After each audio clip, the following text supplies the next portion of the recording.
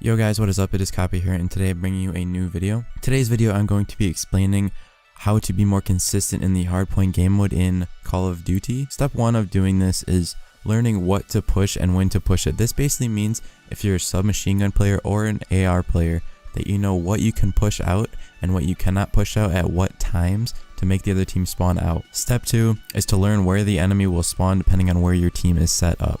Now, spawns are the most important part of this game, and if you know where the enemy is going to spawn depending on where your team is, you will be a million times better as a player.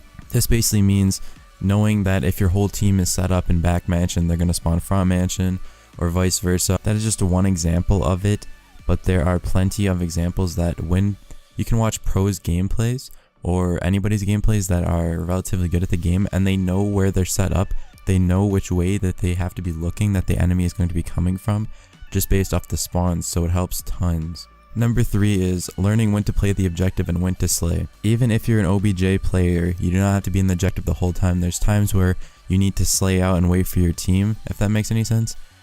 Even if you're an OBJ, you don't want to always be in the hill because that means your team is 3v4 in like back spawns or something, and a little bit of white hill time or no hill time for either teams, or giving the other team 5 seconds is worth it if your team is going to get the rest of the time. So you have to learn when to play with your team and when to play the objective. Step 4, don't be a kill whore. This basically means do not just run around the map and kill things. That's going to improve your stats, but in the end it's not going to get you the win if you play better teams. You'll notice all good teams do not kill whore. They all have at least some time in hill.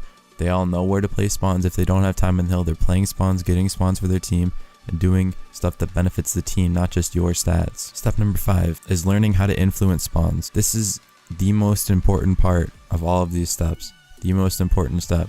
If you know how to influence spawns and make your enemies spawn out, then your team will get free 15 seconds in the hill, free 20 seconds in the hill, even a free hill, because the enemy's going to be spawning so far out, and if you kill a couple of waves of them, they're still going to be spawning out, and you're still going to be wrapping up hill time when they're running to the hill. Step 6, learn your role. Now there's OBJ and there's AR, there's second sub, and there's hybrid.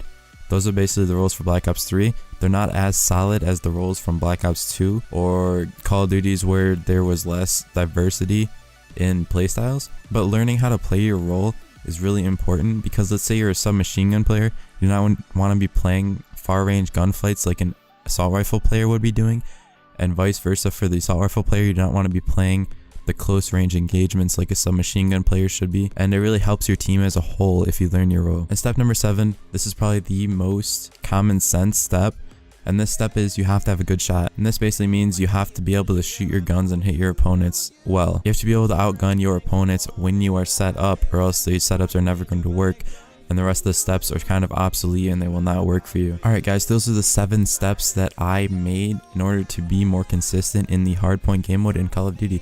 I hope you guys enjoyed this video. Please subscribe if you have. Hit that like button if you haven't already. And I'll see you guys in the next video.